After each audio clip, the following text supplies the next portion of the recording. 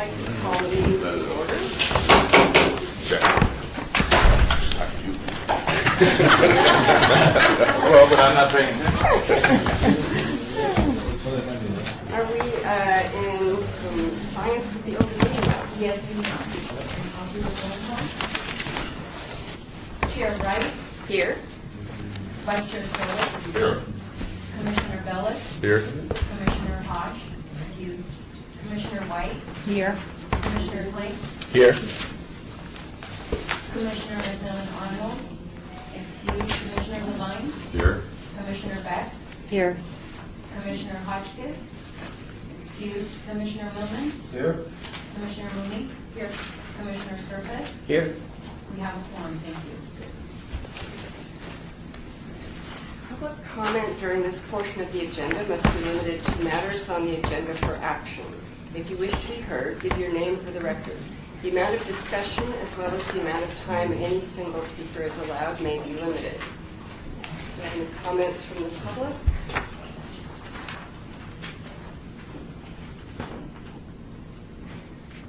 All right, item 4, for possible action to approve the final minutes by reference of the regular meeting of March 27, 2013. I apologize.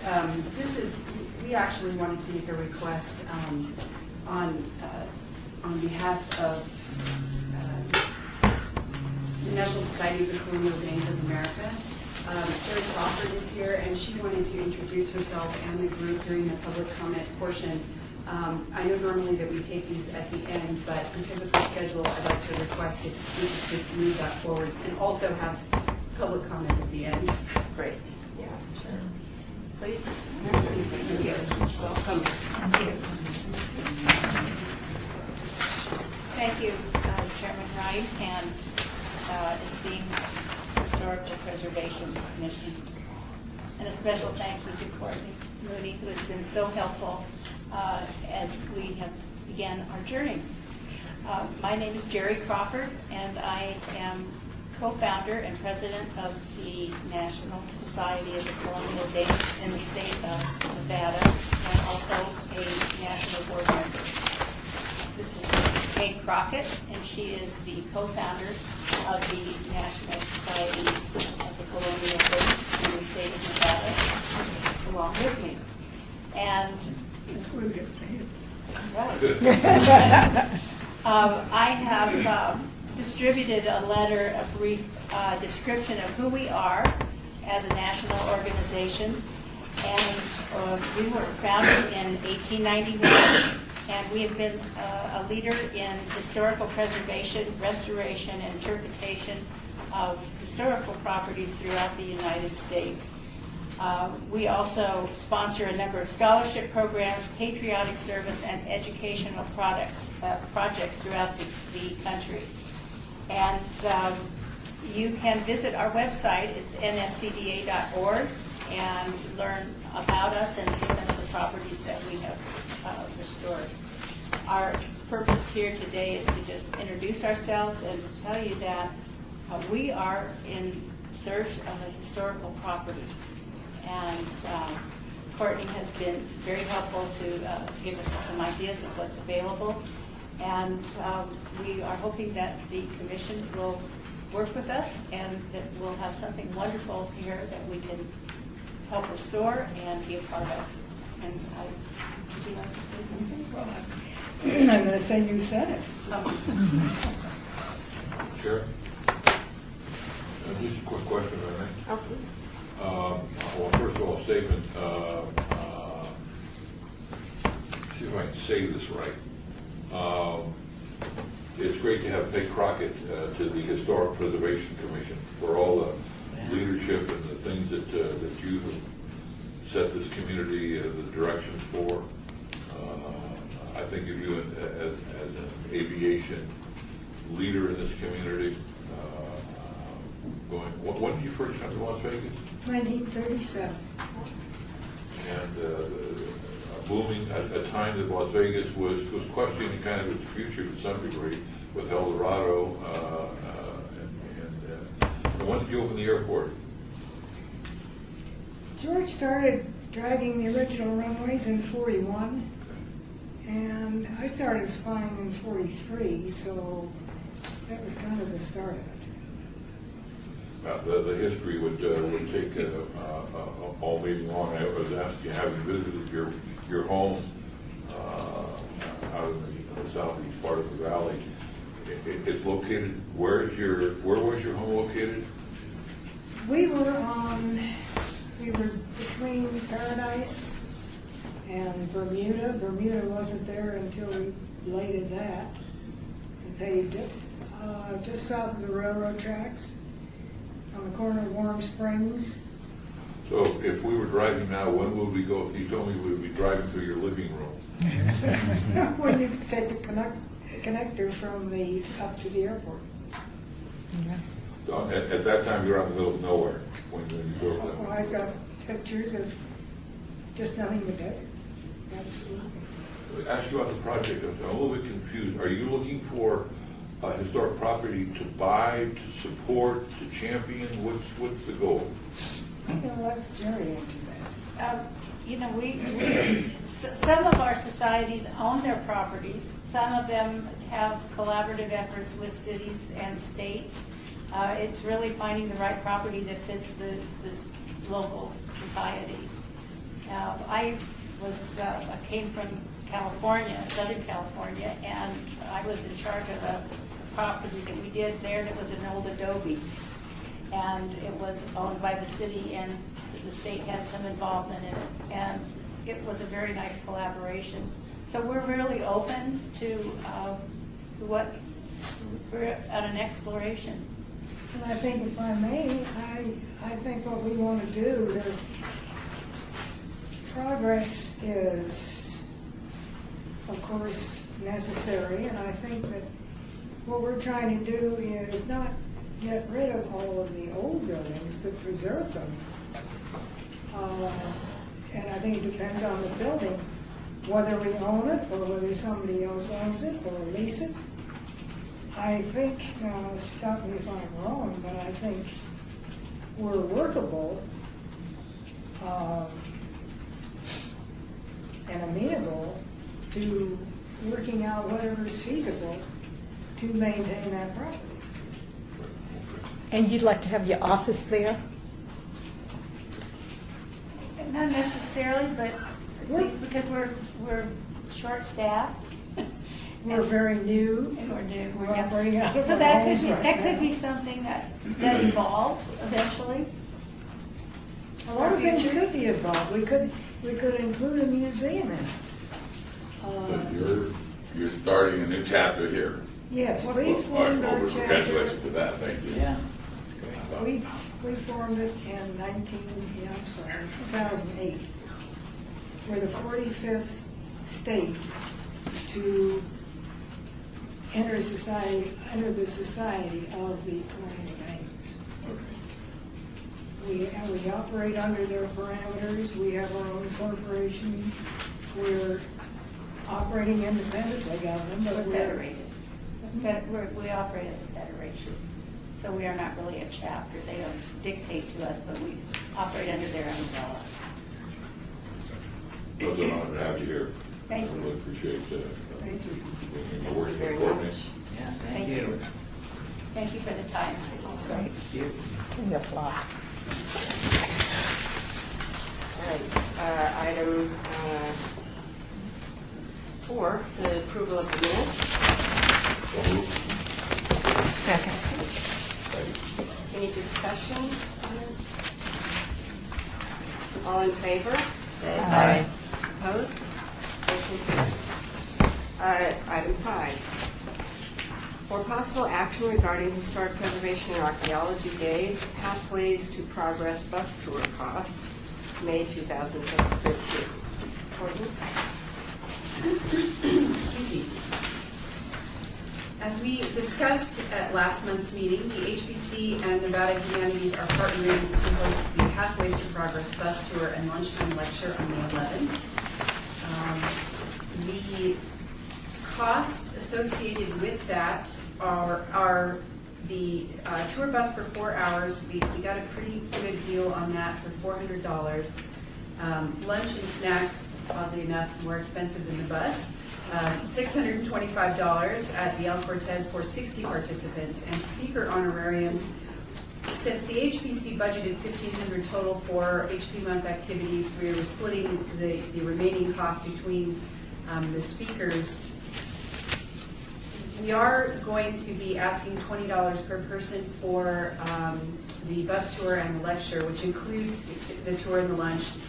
And what we may do, we probably will come back to you to finalize this decision, is whatever we make from that also supplement some of these honorariums, because one of the gentlemen's coming from Chicago, and his plane ticket alone was, I think, $400 and something. And what we wanted to do is at least, at a bare minimum, cover their travel expenses and one night at the El Cortez.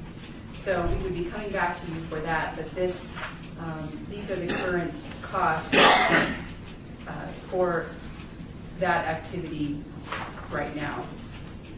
And so staff is just looking for approval of those. And then I also have a status update of the other events I can follow up with.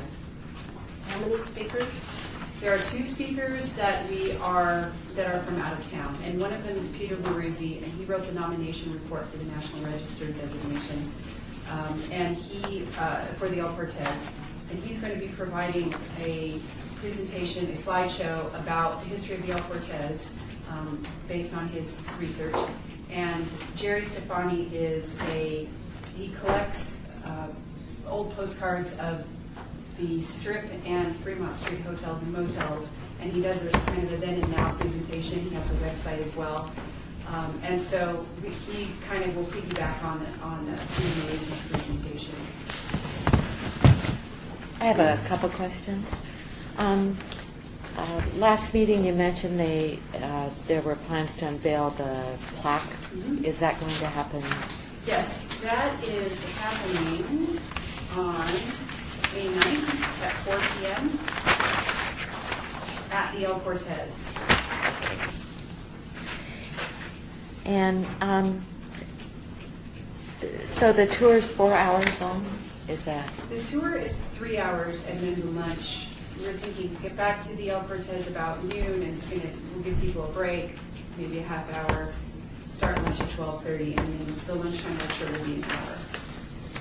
Okay, so it'll last till maybe 1:32. I'm just asking so I Yeah. can know if I can attend. 2 at the latest, but we told our speakers to take no longer than an hour. Okay. I move to approve. Second. Do we approve this separately or all of the activities? The other activities have already been approved. Oh. That was just a status update. Staff is only asking for approval on the expenses for the tour at this point. Any discussion?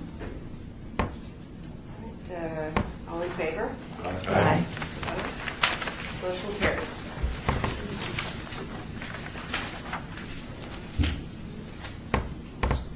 Item 6, for possible action regarding the Historic Preservation Commission membership and preservation action. Janet White, who's a former Historic Preservation Commissioner, has been a board member on Preservation Action since 2011. She is no longer interested in being on the board and has asked to resign, but I don't believe she's formally submitted anything to Preservation Action to date. She has to submit something in writing and nominate a new board member prior to resigning in order for her to actually be taken off the board. Board dues are $400 annually. Board members, they are required to vote, not required to participate on committees, but they have the opportunity to participate on the executive, nominating, membership, finance, and program policy committees. There's no set time commitments for board members, and their level of participation is voluntary. I spoke to Preservation Action, and they said that they would definitely like to retain someone from the Las Vegas area. Other alternatives are organization memberships, which the member, say, if the Historic Preservation Commission wanted to do this, they would receive the newsletter and email legislative updates, in-depth and accessible policy briefings, and information on the status of national preservation issues. And the commission would have access to Preservation Action staff, their nationwide membership network, and the latest information on legislation. And in addition, the commission would be invited to attend the annual meeting and lobby day, which we would discuss further if that was the choice, which is an educational and lobbying session that puts members in touch with fellow preservationists from across the country. And there are different levels of commission membership that are available. The Ally, which is $100, Advocate, which is $250, Patron, $500, and Affiliate, which is $1,000. And I reviewed the options, and I recommend that the HPC become a member of Preservation Action as an organization on the Ally level for an annual fee of $100. The commission would choose a representative to report to the commission on a regular basis and make recommendations for further action to staff, which, as we discussed at the last meeting, if there was something of interest that we wanted to discuss on that national level, then it would come to me first, and then we would vet it through our legislative liaison before it, rather than somebody attending lobby day. That's how it would be handled.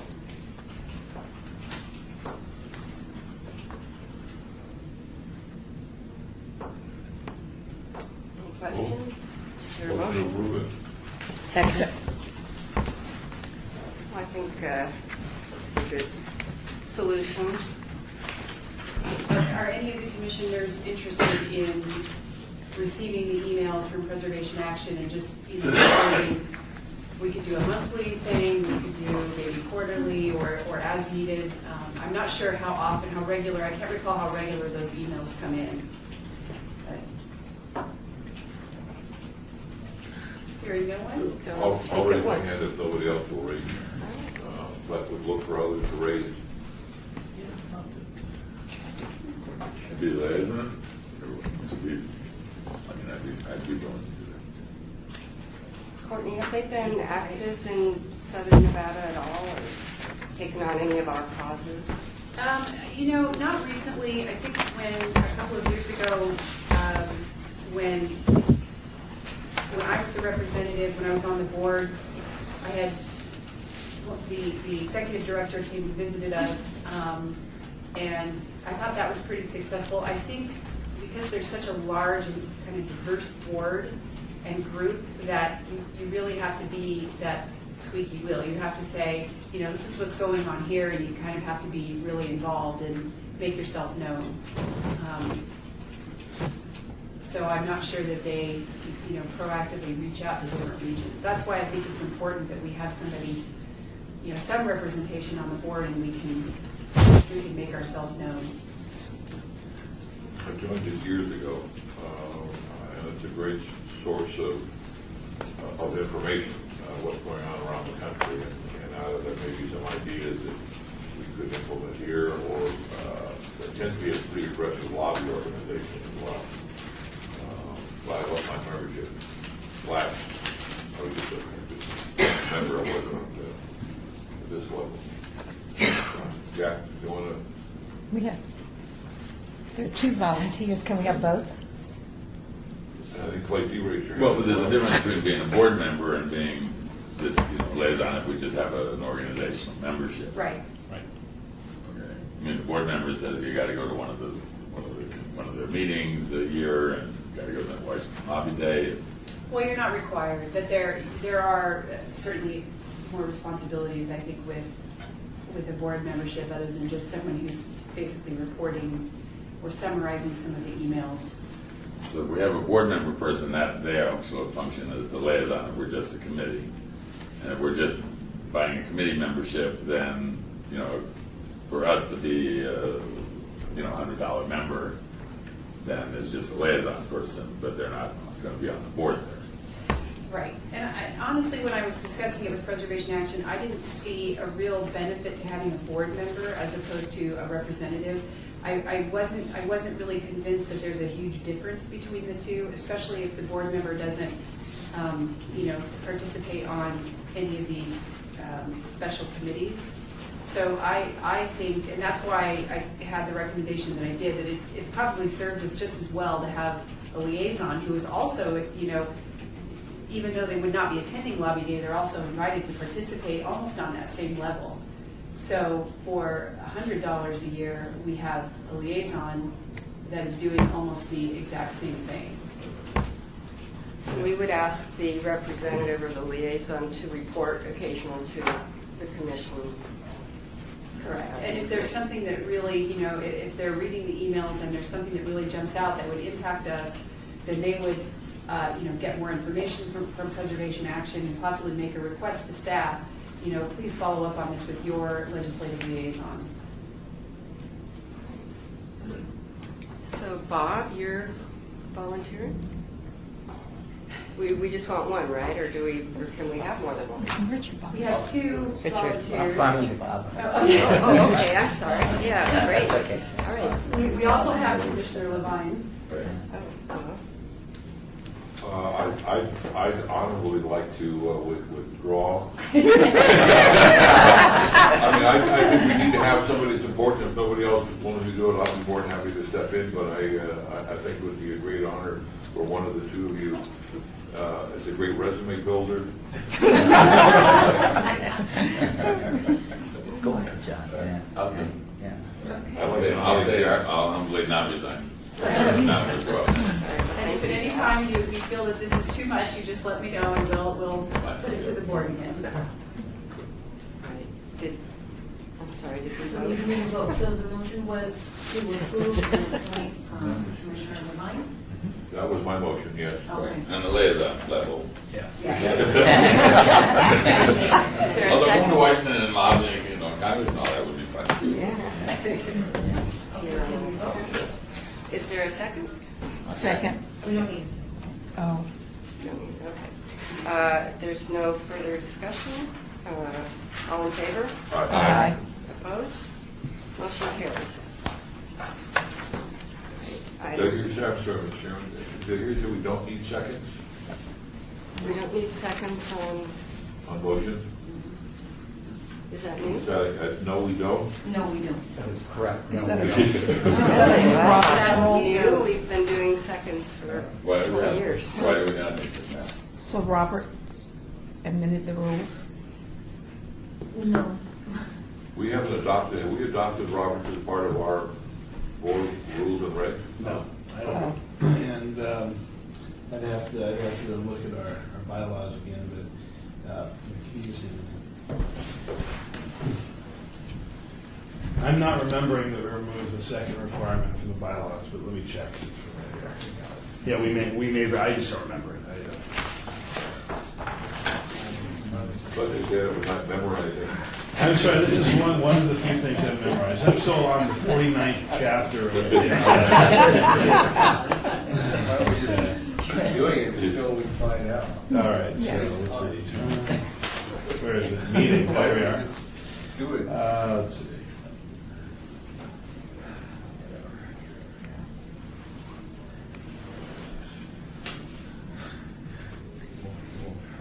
I was just curious as to why now?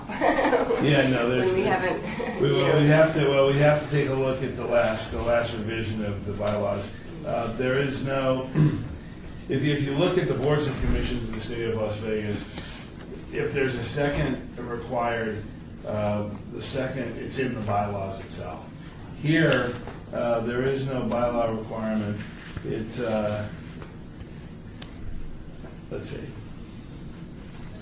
It says, the commission shall use Robert's Rules of Order in conducting its meetings, but there is no second. Chairman, I'd like to suggest that we continue to use a second, and at our next meeting, we could formally get resolved whether or not we have to. Yeah, the answer is that you don't. If you'd like to, Oh, we don't. you don't. Okay. You don't. There's the official ruling. If it feels, If we go to jail, we're if taking. you like, it's not going to hurt anybody for someone to second a motion. I mean, so if someone wants to- motion on this.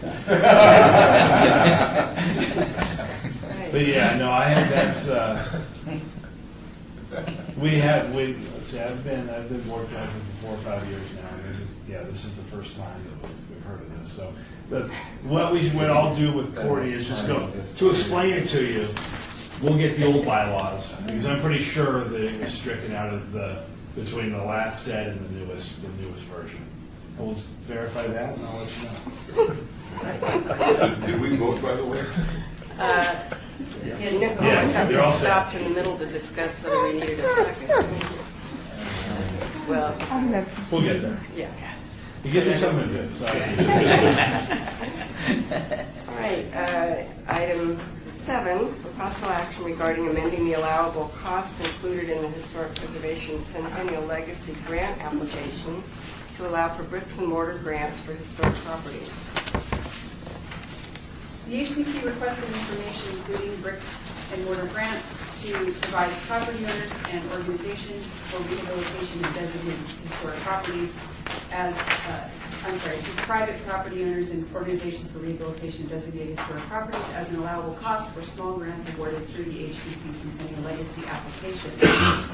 The approved budget included in the amended and restated memorandum of understanding between the Commission of the Las Vegas Centennial and the City of Las Vegas states that small grants can be provided to organizations and individuals for the purpose of commemorating the history of the City of Las Vegas, including but not limited to historic markers, tours of historic sites, cultural heritage and tourism, oral history, historic survey, documentation, museums and archives, and education.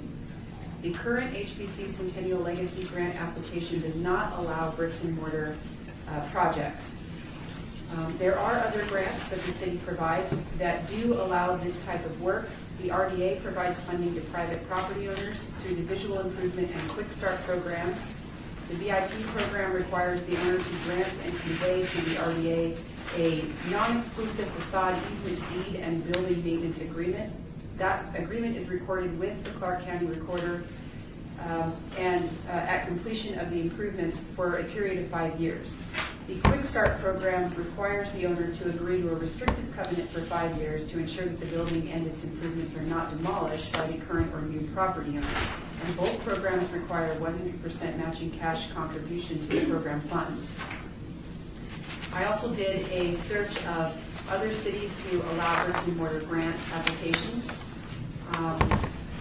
The majority of them, the majority of historic preservation grants and funding sources are only available for nonprofit or income-producing properties or government agencies. City of Sedona, these are the exceptions. City of Sedona provides matching grants with no covenants to private property owners of designated historic properties. The San Antonio Conservation Society provides grants with no covenants and no match requirements to private property owners of historic properties built before 1930. And it was funny because when I spoke to him, he said that they were getting swamped with applications for those hideous mid-century houses. They changed the requirement to be before 1930. City of Albany, New York. Albany's Residential Rehabilitation Matching Grant Program provides funding for historic properties listed on the National Register of Historic Places. The grant is available for exterior work only and requires a grant contract and covenant and maintenance agreement that must be signed before beginning work. And Sacramento had one called the Historic Places Grant Program. It's now expired, but it required a 100% match. There are other programs, historic preservation easement programs. That's a voluntary legal agreement, which is typically in the form of a deed, and that permanently protects a significant historic property. Under the terms of an easement, a property owner places restrictions on the development of or changes to the property and transfers these restrictions to a qualified organization whose mission includes, in our case, historic preservation. And so the organization, if it, for example, if it were to be the Historic Preservation Commission, we have to have that mechanism to be able to accept the easement or the City of Las Vegas would.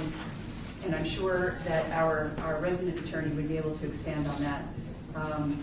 And also the organization must have the resources to manage and enforce the restrictions provided for in the easement and have a commitment to do so.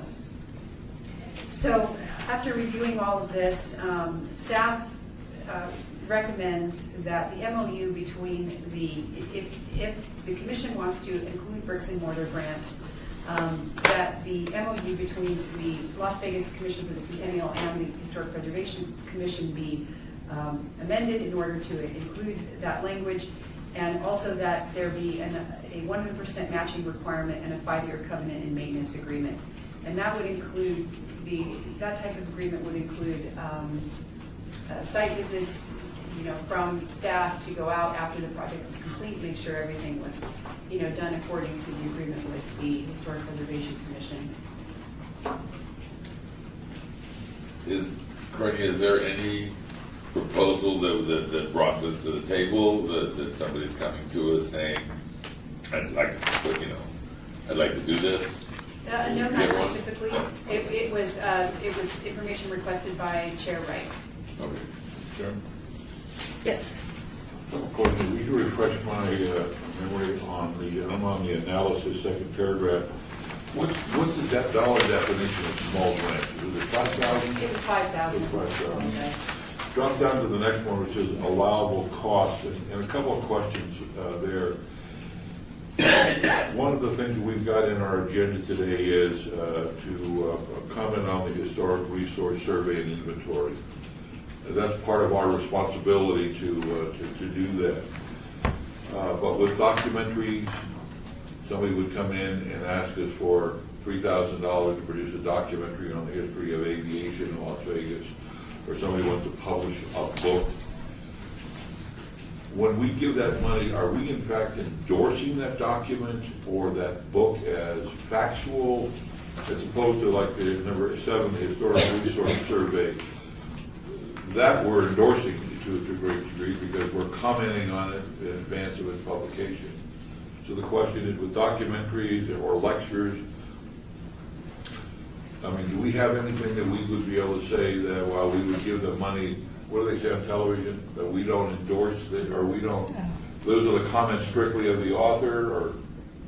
I would think that by giving the money, we are endorsing it, that we wouldn't give money to a project we didn't think was valuable. Well, That's It sure part looks of our like process. it. Sure looks like it. I mean, whether it is or it isn't, perception is reality. So So, we'd have to be in a position to review it beforehand. Typically, that's preferred. yeah, you'd want to review what they're doing, right, I suppose, and then understand what it is, because whether or not you have, let's say we send a check for $5,000 along with a letter that says, oh, by the way, whatever you produce is in the opinion of the City of Las Vegas Historic Preservation Commission. I don't want to use some outrageous example, so I won't, but when something outrageous is published, no one's going to see the letter that was sent along with the check. They're just going to know that the HPC gave $5,000 to produce the book. I mean, the reason I'm bringing it up is we went through a lot of time and effort with chastising the city for the plaques, the fun facts on the plaques. We did the same thing with our timeline. It just seems to me that if we give money that we're sort of endorsing, maybe sort of is not the right word, I guess we are in fact endorsing this as a correct project. Okay, that was that.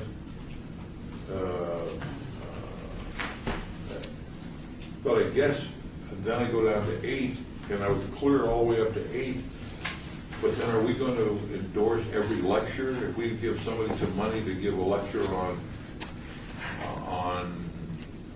who was the first non-Native American to see Las Vegas, and they come up with something that we disagree with, I mean, I don't know if we have to agree with everything. We would never have that kind of control. You can never control this. You give me money to do an oral history project. Right. How can you control what is said in those oral histories that historians are going to use to do research from? But what if we give you money for a documentary? And I use those oral histories to put it together. Well, or you do something controversial, or you do something that's factually inaccurate, Yes. and we give you money, so we're endorsing the bad work. No, you're not. I would think you'd turn around and the board isn't endorsing it, promoting an intellectual exercise, and, if we have a responsibility to make sure it's a responsible party doing the work. Right. I don't know that we could micromanage the work itself. Exactly. I just, as I was going through there, I really enjoyed the Beverly Green. There was just a lot of great work in there. I had a few comments on it. And so therefore, I knew we had some responsibility that, because that was almost like a city project. But I couldn't carry that to archive and research, so that was why I brought the question. Well, just affirm that your research indicates that we would be in the minority of city, of groups that would do this. And these are just a few examples of the minority. That most organizations and organizations do not give grants for bricks and mortar to private organizations, right? Well, how many give grants at all? Not every presidential foundation gives grants. Right. We're in kind of an unusual position because we have this centennial money. But of those that give grants, we're in the minority that give for bricks and mortar. Yeah, because it's public money. It's the whole public purpose issue that comes back. You're giving public money to a private individual, and it's hard to balance whether or not you're helping the individual or you're helping the community. And so my guess, educated speculation, is that elected officials shy away from things like that. Well, and I would think bricks and mortar is a misnomer in terms of describing what could be done. I mean, if we wanted to use the corner of somebody's property to mark the Beverly Green Neighborhood Association, well, we already did some of those on St. Louis.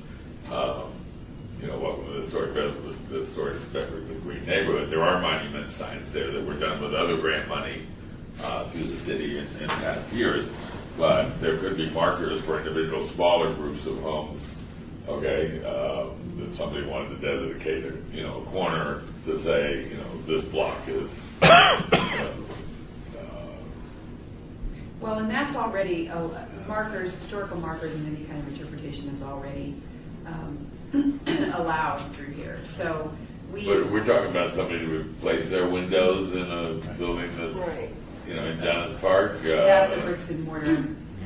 And my feeling was, when I asked Courtney to research this, was that because we've designated historic districts, that's because we feel those are for the community's good, because we're preserving these historic homes, or we're encouraging owners to preserve them. But we don't have any, we have a lot of sticks and no carrots to induce people to try to preserve their homes. And so this would provide a small amount of money to encourage people to, replace their windows, or even replace modern windows with historic windows, or do something to make the district as good as it can be in terms of the standards that we've set for it. Chairman, if I may ask, Robert, you kind of identify yourself, please. Can you give us any, is there a similar kind of program you're aware of in California, any, like in San Francisco, or that gives money for bricks and mortar to private individuals or companies? For residences. First of all, I'm Robert Chattel, and I'm a historic preservation consultant. And there are some cities that still have revolving funds. Usually it's a loan of some kind, even if it is a soft loan. I've rarely seen it as a grant. So it replenishes itself. But the idea of having an incentive to do the right thing, I think, is a good one. The manner in which you do it, it's still subject to review. So we're looking for conformance with the Secretary standards. So if something is in conformance, that de facto would be your endorsement. And in turn, doesn't that benefit the public? When you've got a property privately or publicly owned, that property, if it is privately owned, is now brought up to some degree, and that would benefit the public. God knows in this community, those private homes need as much help as they can. Homes, businesses, what have you. Well, that's the argument, Chairman, I would make if we were challenged on a program like this. I would go down to court and I'd say, look, Judge, City Council, the state of Nevada said that historic preservation is important. They require a historic preservation commission. The city of Las Vegas finds it to be an important endeavor. Not only do they have a Historic Preservation Commission that is appointed, but they have local historic designations. Within these local historic designations, the city and the HPC think it's important to induce folks to keep these designations active and viable by inducing folks to upgrade the property. That's the argument I would make. And then, depending on who is sitting there in the back row, that person will decide whether or not spending taxpayer dollars on a new roof or a new window or you name it is within the proper balance. So that's it. And so, yeah, there's an argument made to defend a program like this. If there wasn't, I would tell you. I have no problem doing that, as you've seen in the past. But could I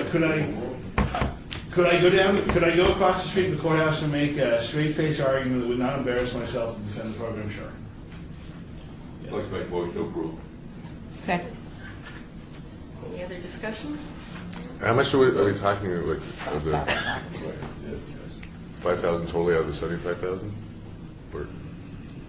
It's 5,000 max it would be 5,000 max.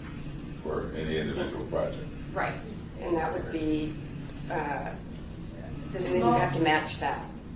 Right. And the small grant total is 25,000, I believe. 25. So it'd be potentially five. We did At the most, 5,000. Well, and the important part, the thing I'd have to add that I didn't add, the important part is that it's exactly like we're requiring these people to have these improvements available for a minimum of 5 years.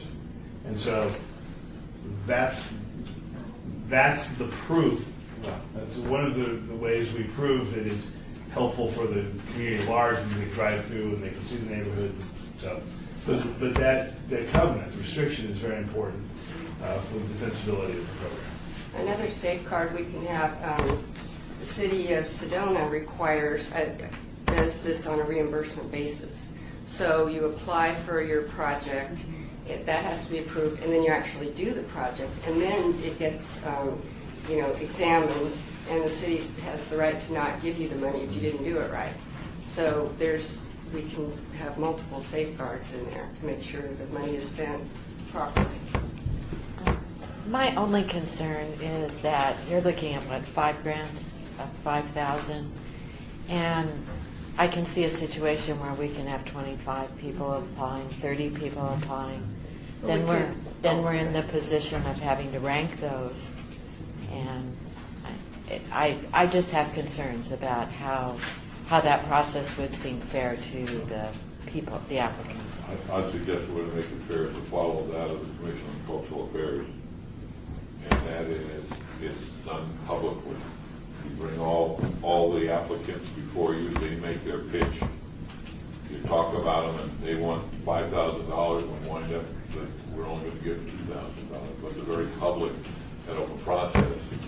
And I know that the Commission on Cultural Affairs, last time around, they had $3 million. They got close to $12 million in requests. They were all good requests. They were all legitimate. But all that discussion was held in public, and all the actors were there, and they saw the board going through the agony of trying to have the baby in hand and to try and do the best job. So it's difficult, but I think the openness is the answer to. And we could also designate just a portion of our, we only have 21,000 a year. We could say half of that, and then because we want to be able to fund our other projects. And just because there's a $5,000 limit doesn't mean we have to. And are we actually going to put it out there that there's grant money available? Who wants to do what? Okay. We will. But once the program is developed, which I'll come back to you with that. But once that's developed, we would do a press release or some other notification to let people know. The worst thing in the world that can happen is only the people you guys know about the program. Yeah. Make sure that the whole public in general knows that the program exists. Dorothy's idea about having maybe some tiers in there, that maybe there's a couple of $5,000 grants and there's some $3,000 and some $1,000 grants. Or maybe we could just set up to.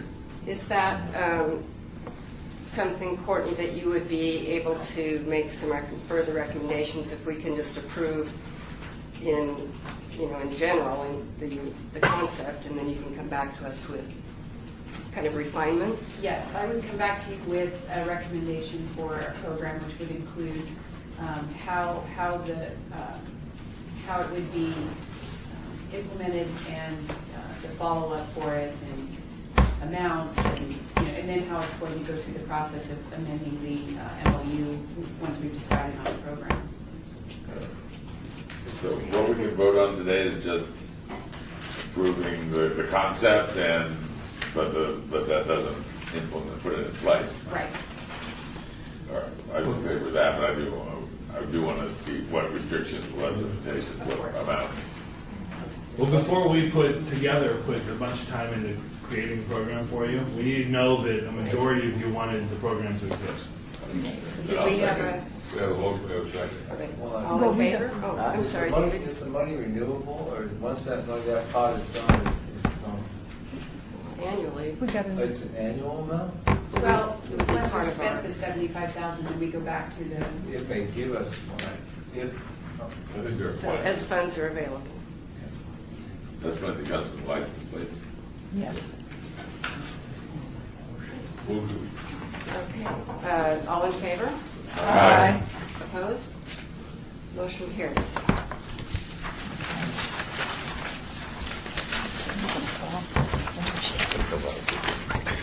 Item 8, for possible action regarding the Historic Preservation Commission Legacy Grant application from the Southwest Oral History Association in the amount of $5,000. staff requests that this item be held in abeyance for the May 22nd, 2018.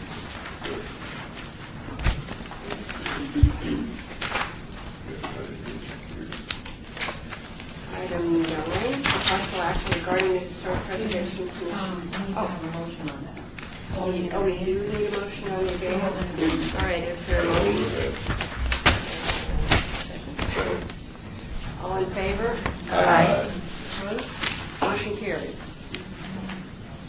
Item 9, for possible action regarding the Historic Preservation Commission Centennial Legacy Grant application from Friends of the Fort in the amount of $5,217.36. Friends of the Fort has submitted an HBC Centennial Legacy Fund application for $5,217.36 for costs associated with the publication and distribution of the book Images of America, Early Las Vegas. I have a copy here that I will pass around. Friends of the Fort has not received funding from HBC Centennial Legacy Fund. However, they have received funds from the Commission for the Las Vegas Centennial for the Helen Stewart statue, I believe. And they met all of the program requirements. The HBC has $21,655 remaining in the small grants budget item. Staff has reviewed this application for compliance with the allowable costs and maximum award amount as stated in the HBC Centennial Legacy Fund application and recommends approval of the grant request in the amount of $5,000.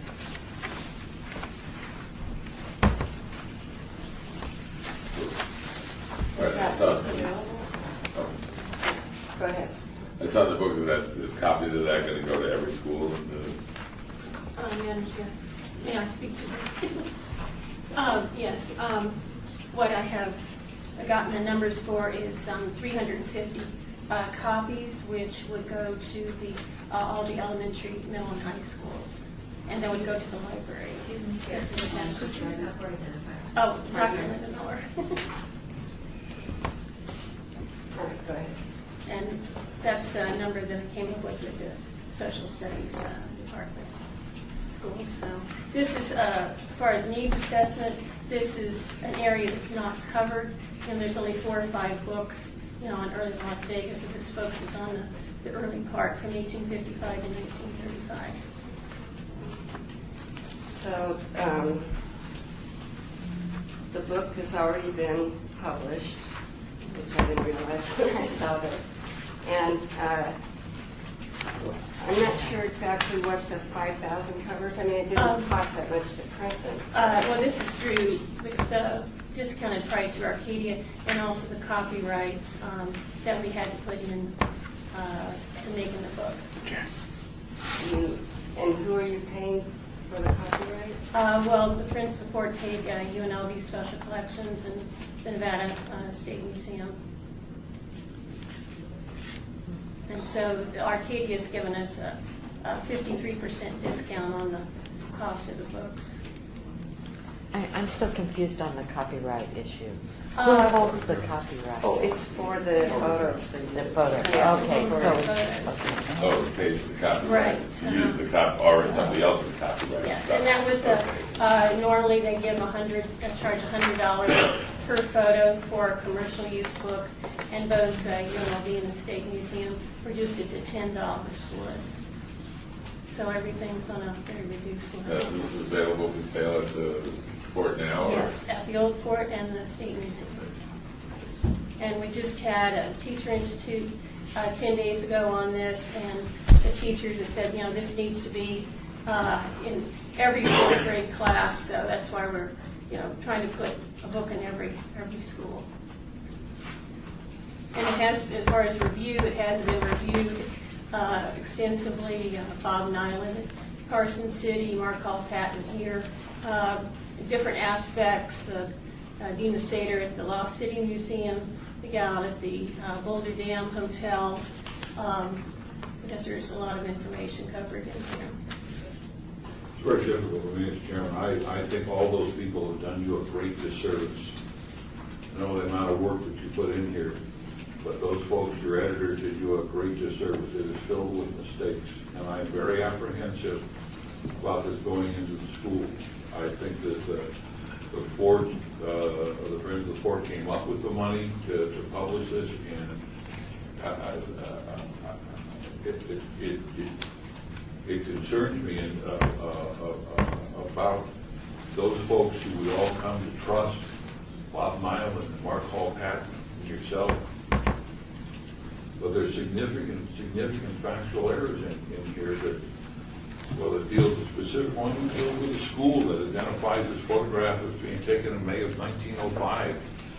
And it wasn't taken in 04, but I don't know if the world's going to come to an end because the photograph is misdated. And I thought that they did you a terrible disfavor. I mean, look at the picture in the middle. The middle of the book is a shot of, we're in the middle of the William book. Clark. Of William Clark, but you don't see William Clark because he's in the, did you see it better in there where the? Page 38. 38? Mhm. I mean, there, Clark disappears. He's in the crease. I mean, Arcadia didn't do you a favor. They should have said that doesn't work in that picture. And I looked at all the hours and time that you put into this, and it just, I'm in a quandary about what to do. I just, I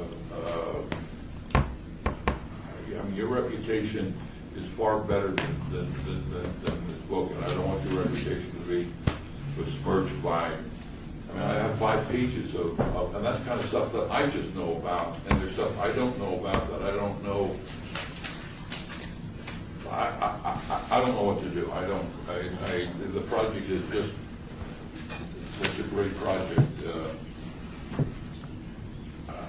I ignited it all over the weekend and reading the book and going through it.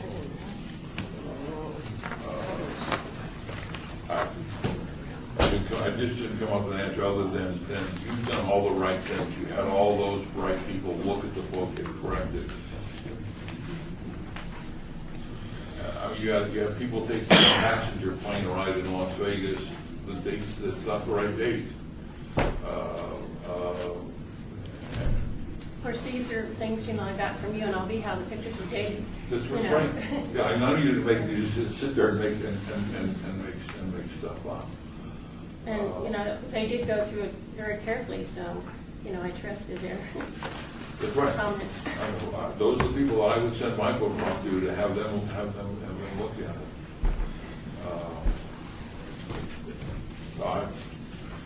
So the dates on the photographs you got, what was recorded at the? Yes, how they were labeled. How they were labeled. Mhm. And then, Mark Hall Patton did catch one like 05, 06 or something, so they did look at them carefully. Well, not just, for example, on page 37 is Walter Bracken was the first employee of the railroad. No, it wasn't. I mean, he just wasn't the first employee of the San Pedro Railroad. And Senator Clark did put the land up for auction. That was, and it says here that the auction yields more than $250,000 to Senator Clark. He sold more than 600 lots at a $500 profit. That's just not right. I mean, it's just the Union Pacific Railroad and Senator Clark each owned half of it. So whatever the money was earned off of that auction went to each one of them. And quite frankly, they didn't earn that dollar figure because a lot of people bid on it but never paid.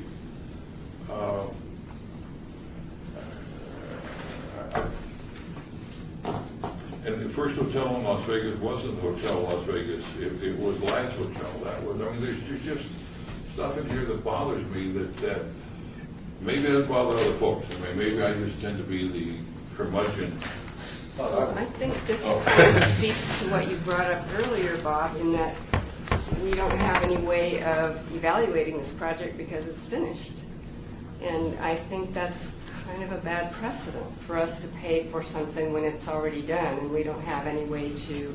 But what the Commissioner Klink said is if Dr. Miller were to come and ask for a grant, I think we'd all give her the grant.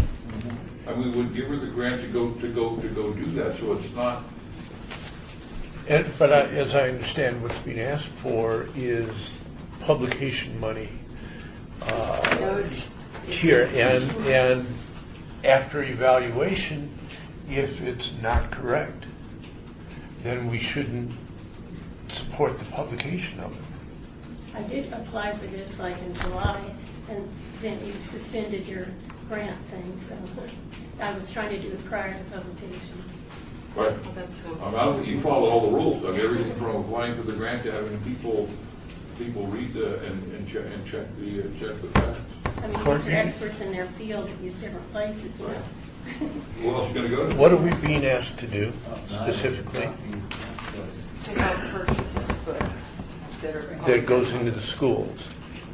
And I think it's our responsibility not to support errors going into the schools, especially when we're aware of them. And to me, that has nothing to do with your efforts or the original idea of the book.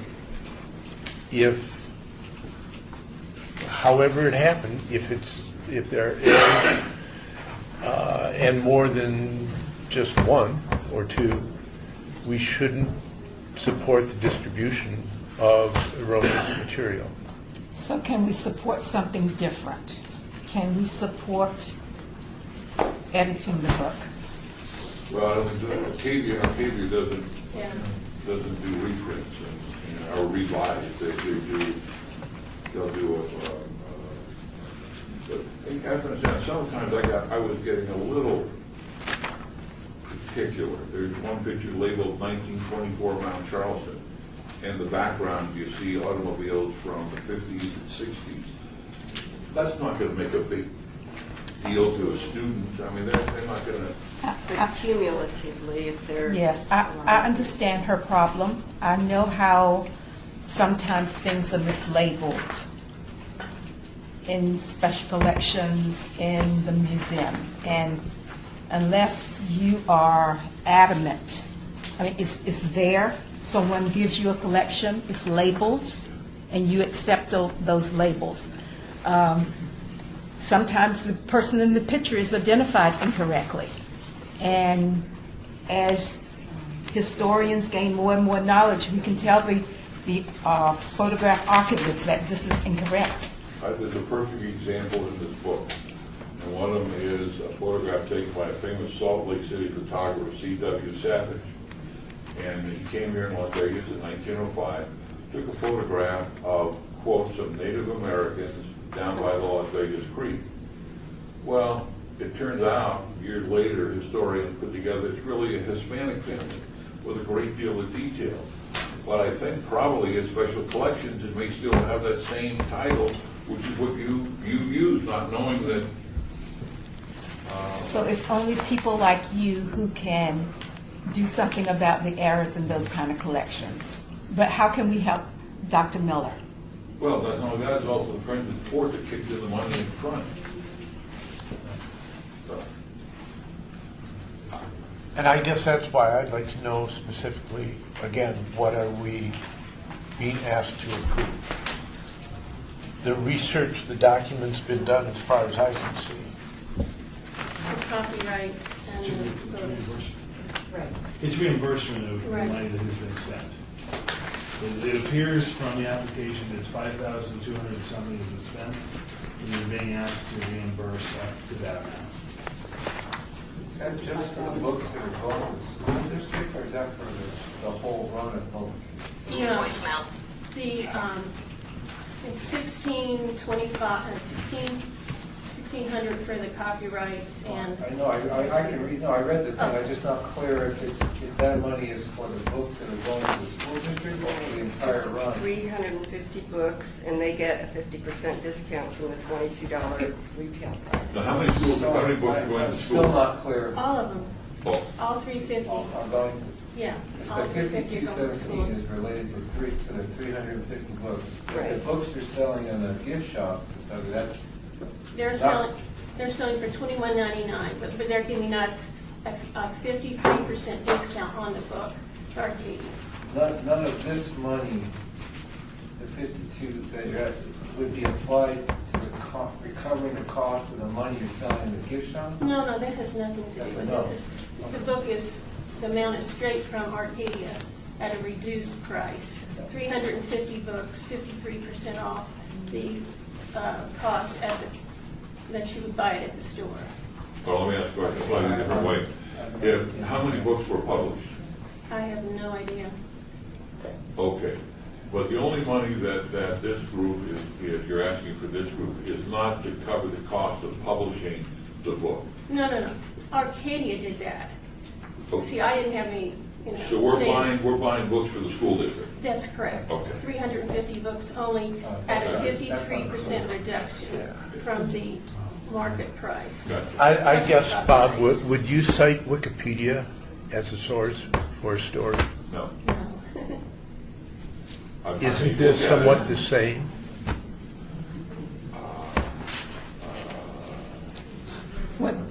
The sources, You're providing a reference in the schools.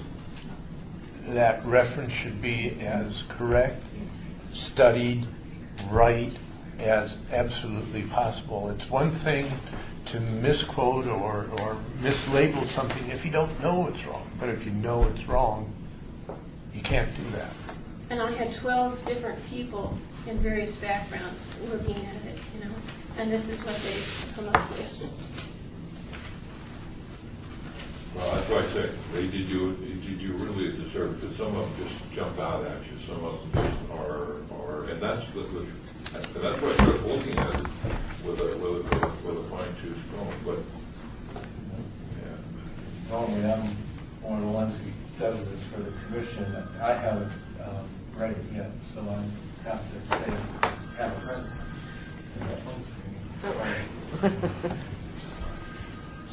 Well, I think the issue is, do we want to endorse this book by giving them money to purchase them and distribute to the school district? We haven't purchased these books yet, have we? No, the books have not been purchased but the copyrights we've already paid for. Okay, so the Friends of the Fort are not going to be out this $5,003. They're out the $1,600 for the copyrights, but they're not out the $3,600 for the books yet. But they make money. That's Sale not, of the books. that's they the pay first, back to them, and hopefully- that's not our concern. It's $1 a book. There may be an easy fix for this, if I could toss this out. We're only talking about purchasing 350 books to go into schools. And we do want it to be as accurate as possible. To make an errata sheet, we pretty much got one already. We could manually insert an errata sheet at the Friends Support level when these books come in to be distributed to the schools. And that could be just part of the book, and a good learning point for students. That just because it's printed in a book doesn't always mean it's right. And I want to say, in defense of Dr. Miller, this book was thoroughly reviewed by what we thought were some pretty serious subject matter experts, and I wish we had a couple more reviews. And you were on the committee. I'm impressed, very impressed with your knowledge, both of you gentlemen. I'm thinking if the issue is we want accurate data in schools, then yes, we could enter an errata sheet in the back of the book when we distribute to the schools. The money that was being voted on today was simply to purchase a number of books to go into schools. I think Mr. Stodall's comments are extremely accurate. We've got to make sure we get accurate data there. It is not a big deal to make an errata sheet and put that in the book. And that way our kids will know that, you know, what the differences are. This is what the Women's History Project did when they distributed the Skirts That Swept the Desert Floor to the schools. There were concerns in that, and they, put in a errata sheet in. But I have to say, it's hard for when I had, people reviewing this. There's different opinions on, what happened. Yeah, I know historians have a hard time agreeing on facts, but there are certain facts that are facts. For example, the courthouse in Pioche, it didn't cost $1 million to build. It cost about, I think, $75,000 to build, or $35,000 to build. All those other costs had to do with goofy financing and the corruption that became known as the $1 million courthouse. Now, it's a small point, but it didn't cost $1 million to build. So I understand there historians will do, but I was looking for those things that I could say the sun did come up at this particular time in Las Vegas.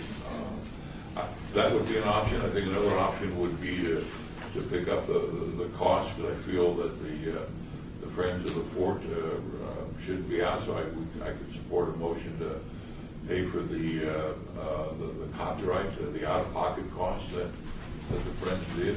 No. If we go that route to do an errata sheet or something to that effect, and if you want, I would volunteer to make my own and add it to the total if you want. I don't have a copy. I haven't read it. Could we entertain the idea of, once that has all been decided and the errata sheet has been finalized, and perhaps then they can come back for the remainder of the grant funds that are being requested, or do that all at once? Maybe revise this grant and come back, or it'd be easier to do it all at once, you think? Well, maybe for the HPC it would be easier if that's the way they went. You do the errata sheet, everyone would agree that these are the changes that we made, and then you would decide on the grant in its entirety. That's another option too. And with the school year nearing an end, this would likely be used for the fall school year as well. So I don't think we're at some sort of a deadline to do that. And hopefully David would go through and point out all my things are in error and there is no problem at all. Is the errata sheet just a loose piece of paper stuck into the book that's going to get lost the second time anybody checks it out of the library? Typically, it's loose. It gets lost. Glue it on the Oh, we inside. can. Yeah. They have lots of volunteers. I have one question. I was just a little uncomfortable with the idea that someone's expended money and then comes to ask us to reimburse them. Usually we're asked to fund something prior to the expenditure, and this is backwards. Well, in this case, Dr. Miller did come to me earlier, but because we had stopped giving out the grant funds until we had figured out some of the issues we had with our zoning code and, allowing being able to spend the grant money from the Centennial Commission, that put this application on hold and a couple of other applications. So she did come to me prior to the expenditures. However, we weren't accepting grants at that time. Well, if we looked at it as a grant upfront, if we looked at this last July before publication, would we as a commission have had the right to be another set of eyes, or anybody here? I mean, is that part of our grant process to really get the... It's not, it's not stated as such in the application, but that's typically the preferred, what this commission has preferred to do, has been able to have somebody on the commission to look at it and, review it. But we just didn't have the opportunity at that time.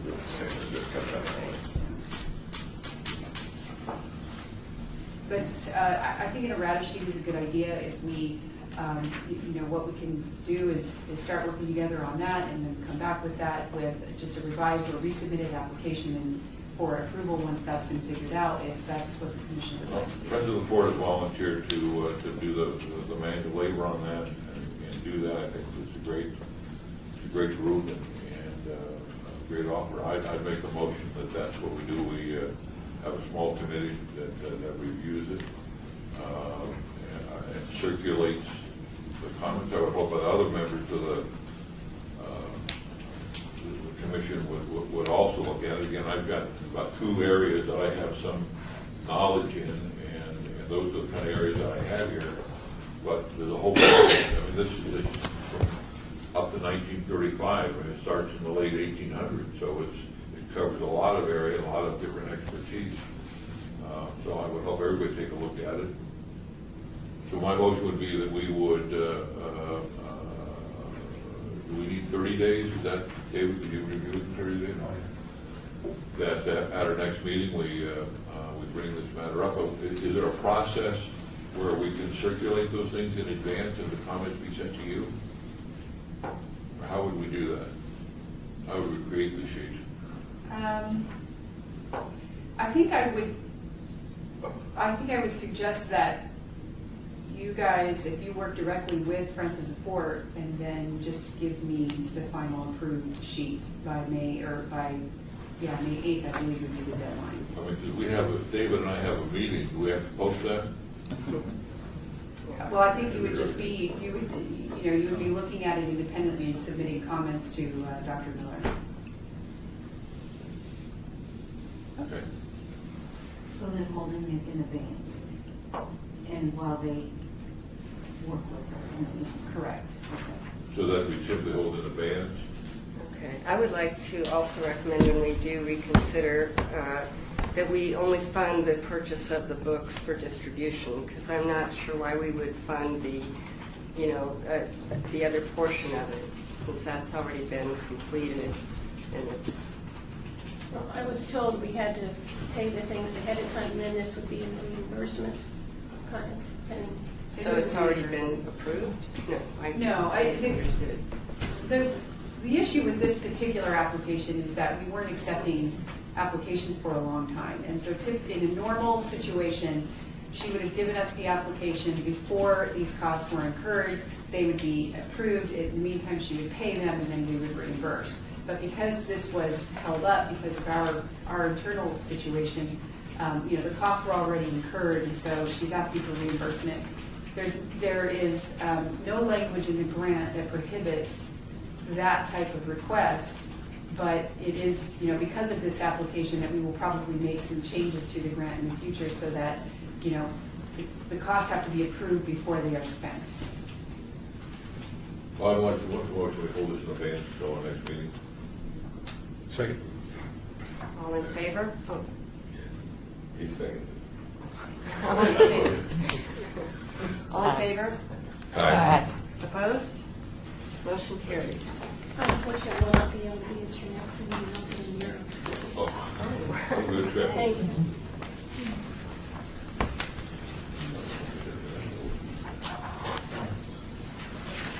Okay. Item 10, advance item. Are we voting to obey or? No, this was a debate from last month. Oh. Report by Department of Planning regarding the status of the historic West Side School restoration project located at 330 West Washington Avenue. We have Robert Chattel of Chattel Inc. and several other folks from the Historic West Side School design team and construction team with us today, and I will turn it over to Robert Chattel for a presentation on the Thank you, Courtney.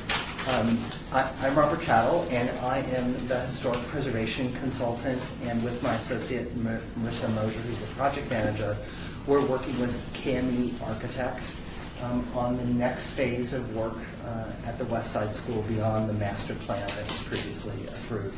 So let me introduce several members of our team who are here. In addition to Courtney, who is taking the lead role, Sam Tolman with Public Works is the architectural project manager, Melvin Green, Lindsay Rodriguez are with KME Architects, Nancy Bisegno and Elliot Lloyd are with Whiting Turner, who are the construction managers for the project. So they're all on board and working away at the project. So I just wanted to give you an update on where we are. We're about 30% into design development for the project, so we're busy at work. And let me just walk you through some of the key elements. I think most people are familiar with the site, but just for clarity. In the image on the right here, you see a site plan, the 1923 and 1928 original school building, and the 1948 annex. The property is listed in the National Register of Historic Places. It was listed in the late 1970s.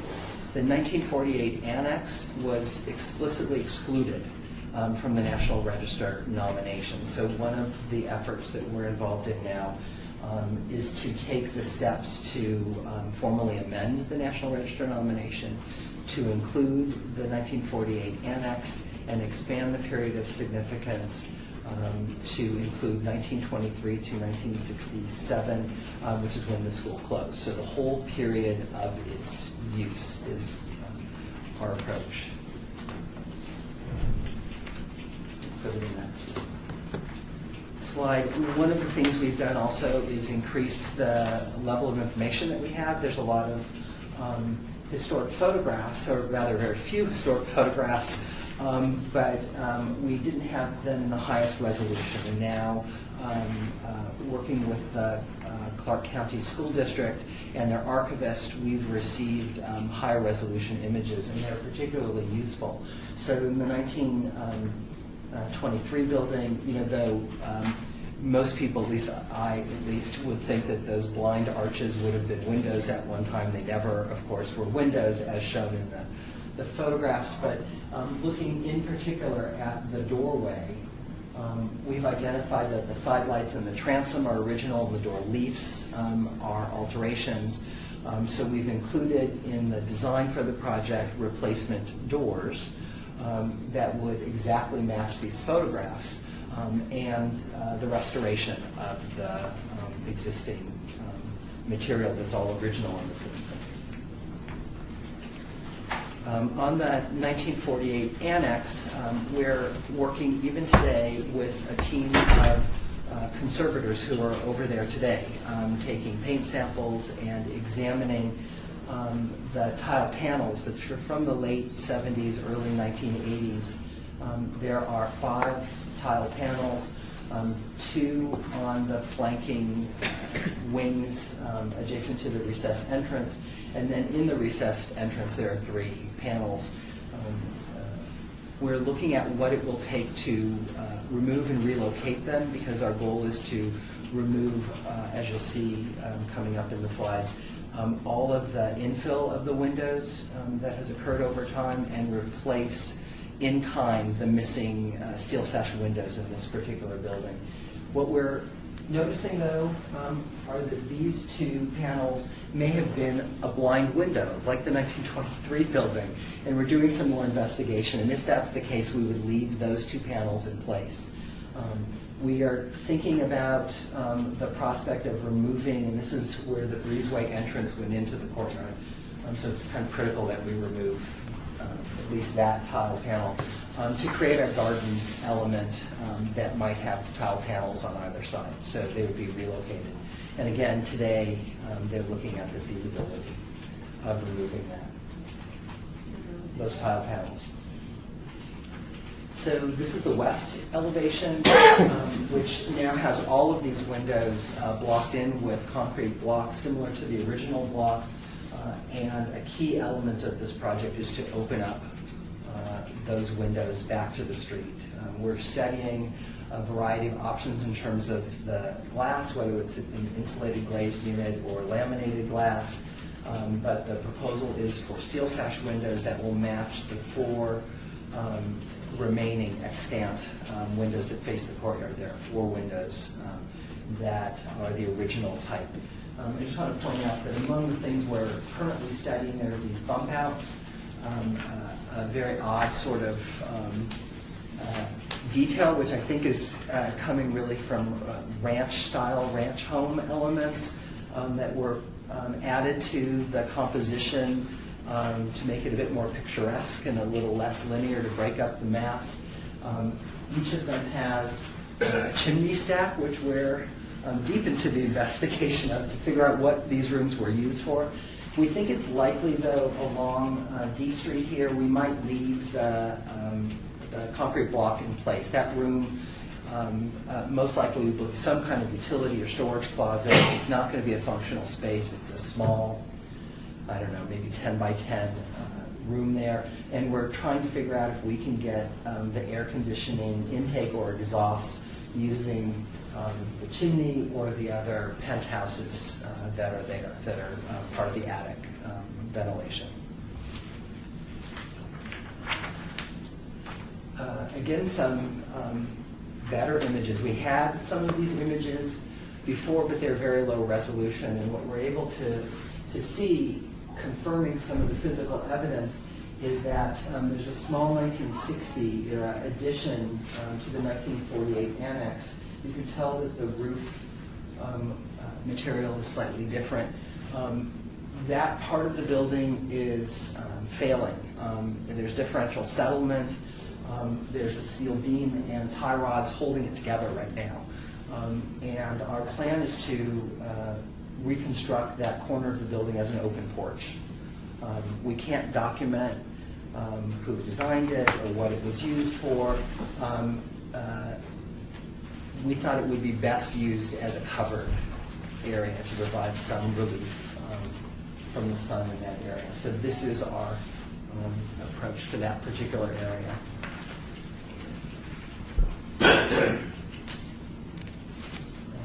So in the 1923 building, I just wanted to run through this a little bit. For those of you who have been in there, it looks quite different today than the slide from 1982. There were alterations done, particularly to the corridor, suspended ceilings throughout, which changed the feel of the space. We've done some further investigation and confirmed that, in fact, these casement windows are replacements from about 1982. They look really good. Both buildings will be fully air-conditioned. We probably won't be opening and closing the windows much, but our approach, hopefully, is to maintain the windows in an operable state but seal them shut. So they'll be functional but sealed shut. We're also investigating all of the paint colors, which is one of the things the conservators are working on. We're going to come up with a painting color scheme palette based on the original that we can document. So this is that floor plan of the 1923 building as it sits today. A number of the corridor walls were removed and these angle walls were added. And the plan is very simply to restore the corridor back to the way it was historically, reinstall if they're not there. We haven't done full investigation yet up in the, above the ceilings to see if any of the transoms in those walls might still exist. We think it's unlikely. But I just wanted to be clear, it's a very straightforward, almost restoration project for the 1923 building in terms of restoring back its original floor plan.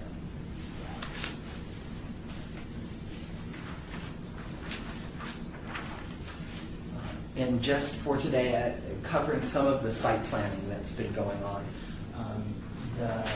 This is C Street comes through. C Street is being vacated, and the parking lot will expand into an adjacent triangular-shaped parcel immediately adjacent to the freeway right-of-way. There's a much more fully developed landscape plan for the courtyard. I think eventually this will connect to developments to the north, this sort of paseo. We've determined that the trees really are past their useful life, the few trees that exist on site, and so we're coming up with a completely new planting plan. I also wanted to point out that we've created a mechanical yard in the parking area, which is where all the condensers would be located. We're going to use ones that are the lowest noise possible. We had thought about putting them between the two buildings, but I think that's exactly where the noise, whatever noise, would reverberate. So, it's not. It's I think a good solution to get them out into the parking area. Let me point out also while we're on the slide, there are canopies that were added circa 1971 or so to the 1948 annex. That will all be removed. Also part of the plan is a series of carports with both solar panels and some thin film solar that will be placed on a standing seam roof. We've placed them as far away from the historic buildings as possible, but obviously this is a sort of critical aspect of providing both some shade for some limited parking areas and getting some energy for free. So that concludes my presentation today. Maybe we should just talk a little bit about where we are in the process. The city is applying for an investment tax credit on this project, similar to the Mob Museum. And we're about to make our first application, which is it's a three-part application ultimately, but the first two parts would be submitted fairly early in the process. So we're going to make a few more changes to the design drawings, but before they're finalized, we want to get them in to see if there's any comments from the State Historic Preservation Office or the National Park Service, who are the reviewers. And we want to do that early so that when we come back for action by the Commission, we will have incorporated any of their, we will have addressed their comments and concerns. I should also remind you that the project received a CCA grant for the replacement of the roof on the 1948 annex. So the State Historic Preservation Office will also be reviewing the proposal under the deed covenants associated with that particular grant. What's the timeline, the total timeline, or do you not know? That's a good question. Not a question I can answer. Yeah, Bill Green with KB Architects. We should have construction underway by the end of this year, and it should be completed by July of 2015. On the Washington side, there are a lot of homeless people that use that now. How are you going to prevent that in the future? Actually, what we've done is we provided a landscaped area on the East Street side. And so we're hoping that with the landscape and the security lighting that we're providing, that would deter homeless from being in that area as well. We're also planning to install at least a guardrail at the porch that would be low gates, so it would still be open, but it wouldn't have ready, easy access. And we're also looking at various lighting schemes to deter nighttime activity. Absolutely. And also the operational hours too would help deter that as well. Well, it's a nice spot because it's out of the wind and it's covered. Yeah, and that's where I would go. That's just why I go home. I go by the school every day, and human beings are there. So it's going to be very. I don't know what the answer is, but The very is probably not a strong enough word. I would just add, it's partially programming of the space on the interior. So as currently planned, the radio station will move their offices into the wing of the building. Here, there'll be active eyes on that space. They will have a front door. As currently planned, there's a cafe planned for the corner with some outdoor seating in that recessed porch area. So we're hopeful that all of those things combined create a safe and attractive. Yeah, I mean, I realize that we need to do something about the homeless. It has nothing to do with the building. I mean, if I were homeless, that's where I would go. Yes. There's Mike Park across the street, too. Any other questions? Well, thank you very much. Thank you. Thank you. Exciting project. Important. No time to speak to you. I know we're a modern city and we haven't saved a lot, but I think in the last few years the city of Las Vegas has really stepped up to the plate. Yes. Yes. Okay, item 11, report by Department of Planning regarding the Phase 3 Beverly Green Historic Resource Survey.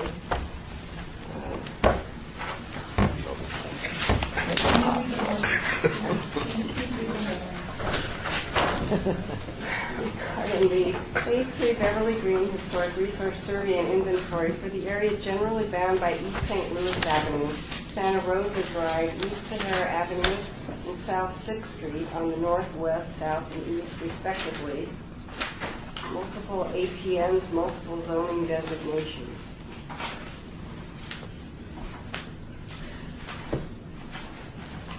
Logan Simpson Design has completed the draft Phase 3 Beverly Green Neighborhood Historic Resource Survey and Inventory, and the draft is submitted for your review and comment at the May 22nd, 2013 APC. Oh, we have time. Yes. You probably read the whole thing, didn't you? I skimmed it and had questions, but boy, I felt bad I couldn't get through it. This is our comment to when? Next meeting. More homework? Yes. And if you like, as in the past, what we've done is you can email the comments to me. I'll compile them and put them in the staff report. But please email them to me by May 8th. No, I read it all this weekend. We got another month. In the staff report, it says. I didn't read that part. I don't know why I waste my time. Well, I heard everybody. It's really Riveting. Yeah. Well, I mean, Any it's got a lot of mistakes? good information. Yeah. Bob There are, of course, a Fountain. couple of opportunities for improvement. The one, the biggest one for me is why we were citing secondary sources about the census when you could cite the census. I mean, that's a big problem. Because they haven't got around to abolishing the seconds for that event.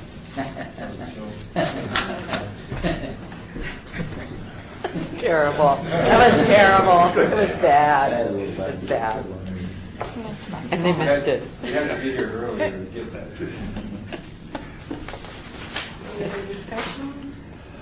All right, item 12, report by Department of Planning regarding the status of the Victory Hotel located at 307 South Main Street. This item was requested by the commission as a regular item because the Victory Hotel is on the threatened historic property list for the commission. And just to update you, Ward 3 Councilman Bob Coffin has requested an historic rehabilitation assessment study for the hotel. And staff received proposals from KME Chow Architecture. They teamed up for their proposal, and from Logan Simpson Design. We did meet on April 16th to select them, but the team that was selected has not been told that they were selected yet, so I can't announce who that is.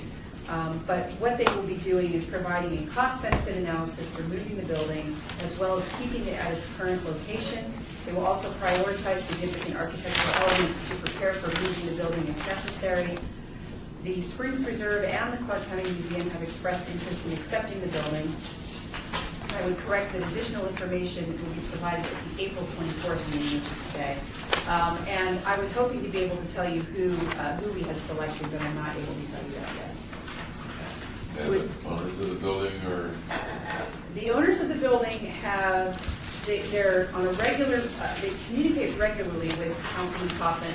They have stated to him that they do not want to demolish the building. They just want to sell the property, and they feel that the property it's going to be very difficult to sell it with the Victory Hotel on the site. So their preference is to remove. They said that we could have the building if we would pay to move it and clean up the site. So right now, that's what they have presented to us. And Councilman Coffin is very concerned about the building catching on fire. If somebody breaks into it, it's had issues in the past. He's concerned about. He doesn't want to see it demolished, so he's kind of looking at all the options about what we would do with the building. And part of the report from the consulting team would be to give all of the options to the owner, and if they just want to sell the property, the report would also say, well, in your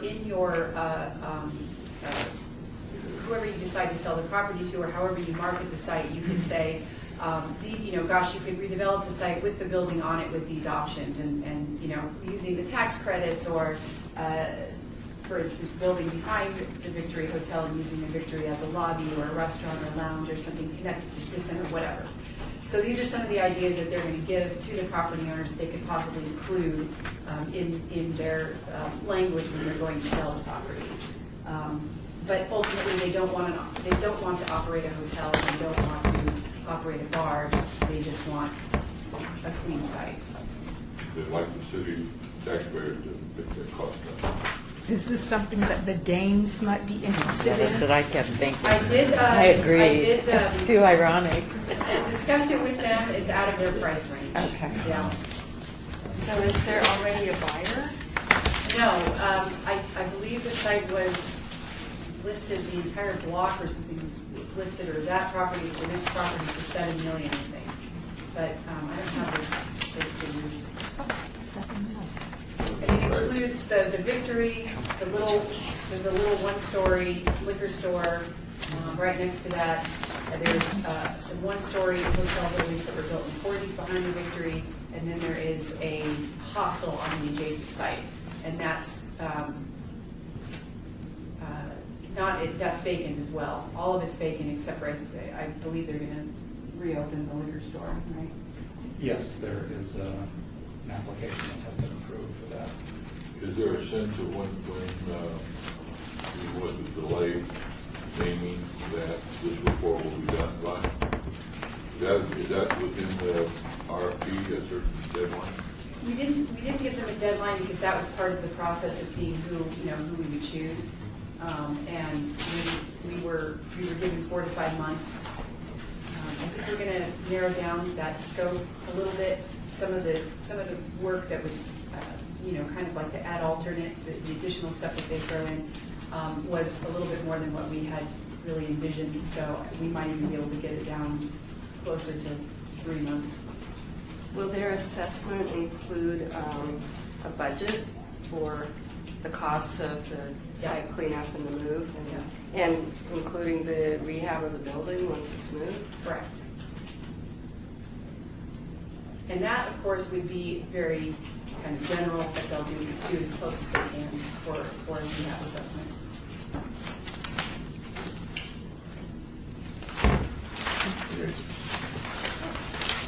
Any other discussion or questions? Item 13, report by Department of Planning regarding administrative reviews of applications for building permits for properties listed on the City of Las Vegas Historic Property Register.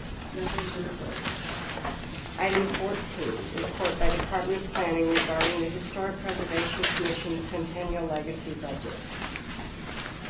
On January 25th, $130 was paid to the National Alliance of Preservation Commissions to review the annual membership.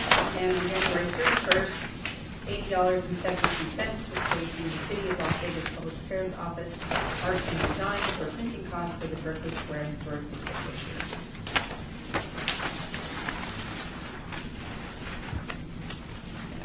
Item 15, report by Department of Planning regarding historic and archaeological resources in local media.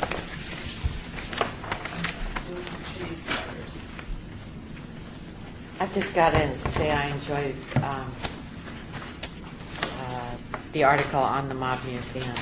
That George Knapp did such a great job in it. It was just classic. It was great.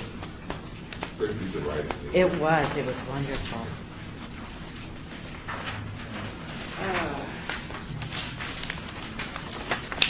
Report, item 16, report by Department of Planning regarding project at Wheat List.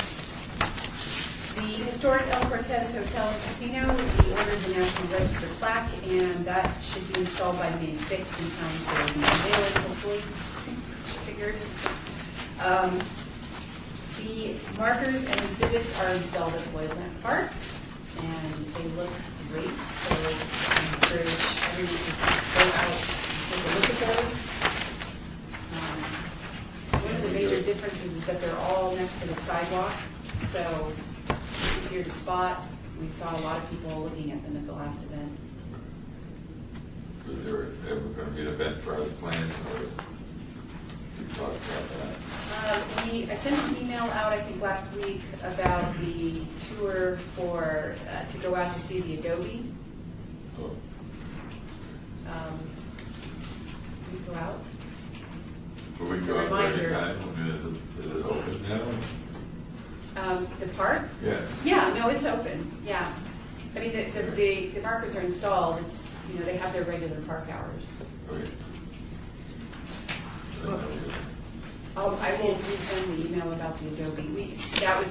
I sent an email a few weeks ago, and this is just a reminder to, if anyone wanted to go out and look at the Adobe before the May meeting, where we'll be discussing the treatment options. So I'll make sure that gets added. 17, report by Department of Planning regarding downtown project list. Let me just go quickly through a couple of the items on the list. Let me call your attention first to project number 24, the Nacho Daddy Restaurant and Tavern has submitted an application on 4th Street, just on the other side from the Indianapolis there, which will be going to the Planning Commission on May the 14th, which will also include some outdoor dining on the sidewalk. Also, Project 90, we received an application for the former Downtown Transportation Center site, just immediately north of the Mob Museum, for 3 retail buildings, a plaza, and then a 6-story parking garage, which would be located back by the freeway. And then the final project, project number 93, the parking structure that serves the Lady Luck on the west side of the west tower there, the Lady Luck, they're proposing to convert the ground floor of that parking structure to 2 restaurants and some meeting space, convention space. And all of those items, again, are going to be on the May 14th Planning Commission. Also, I just want to let you know that the Morton Group restaurant that has been approved on 6th Street officially has a name now. It's called La Comida, and it's soft opening on Monday night. And they'll be announcing their grand opening here shortly. So we'll have another restaurant. At 6 somewhere. 6 just south of Fremont Street. Right next to Commonwealth. Oh, Yeah. Okay. Yeah. Any impact on 90 on the Mob Museum? At this, Who's doing this? Why, that's Jim? CIM group from LA is doing that. At this point in time, don't anticipate that there's an impact. They had some landscaping that may have encroached onto the Mob Museum property. If so, then we would bring that to the Historic Preservation Commission. But if not, then it would not come back before you. But wasn't that presented to us as the part of the overall look at the Mob Museum when we were before we went towards the Modern Museum, and I think those buildings and all of that, we looked at all of that. So you may have seen a different proposal, because they've had several in the past. Yeah, they said was that there was going to be a sort of a horseshoe around as part of the, but I think, yeah, we did see something early. Yeah, and it still has that horseshoe type orientation, but it's just one-story retail buildings. The previous example that I had seen, the previous site plan I had seen, that they had 2- and 3-story buildings, and so it's been cut down even further. Why would they willing to cut it down? Excuse me? Why is it being cut down? It's, the developer just didn't feel that they had the ability to do second-story retail there on the site. Just didn't pencil out for them. I think all that will help the Modern Museum, I think help downtown, I think it's just as a real amateur perspective of what the project is. The 14th before the planning? Yeah, May the 14th.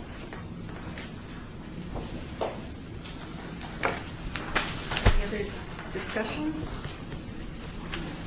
Great. 18, consideration and possible action regarding topics for future agenda items by the Historic Preservation Commission.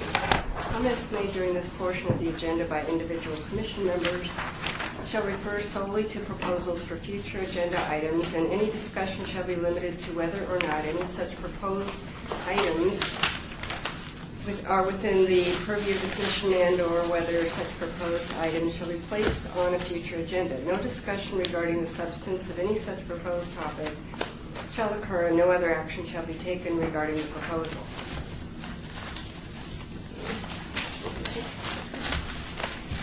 Number 19, citizens' participation. Public comment during this portion of the agenda must be limited to matters within the jurisdiction of the board.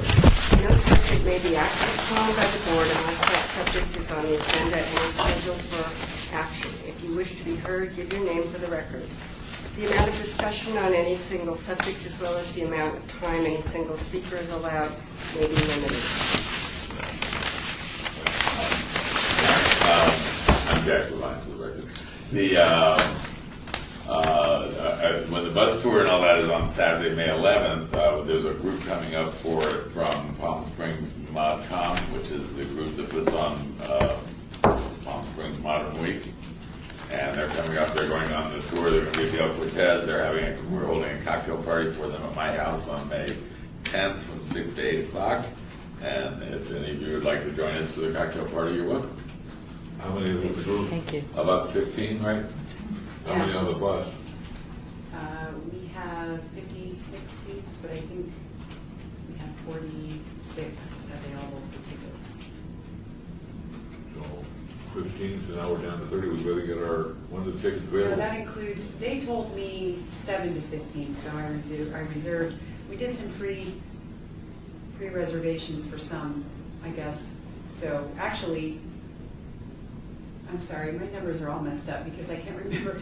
I've been working with like 3 different people on this, but I think there are 46 seats that are available for sale right now. Tomorrow, according to you. Tomorrow, right. Depending on technology and IT, we're trying to coordinate with Nevada Humanities. So they don't want us to put our site up without, because if you want to go, you have to pay through them. We don't have a function for paying on our website. So they don't want us to put our website up and have people link to their site to pay, and then they're not ready.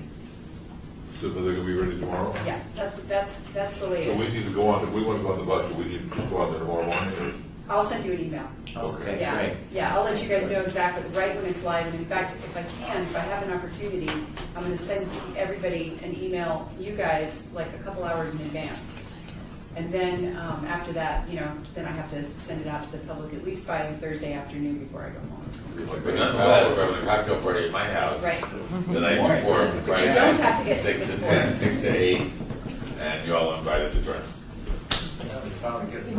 Yeah. I know. This is great. I have a comment. 10 years ago tomorrow, Frank Wright died. I just wanted to remember him briefly. He was our first chair of the Preservation Commission. And he was instrumental in so many things, the Neon Museum, the Mob Museum, Springs Preserve, and of course, the State Museum, where he was always available for patrons, for the media, for anyone who had questions. He always taught a class every semester, and he had many students for years who thought very highly of him. So I just wanted to remember him because it's been 10 years, which is hard to believe. That's very hard to believe.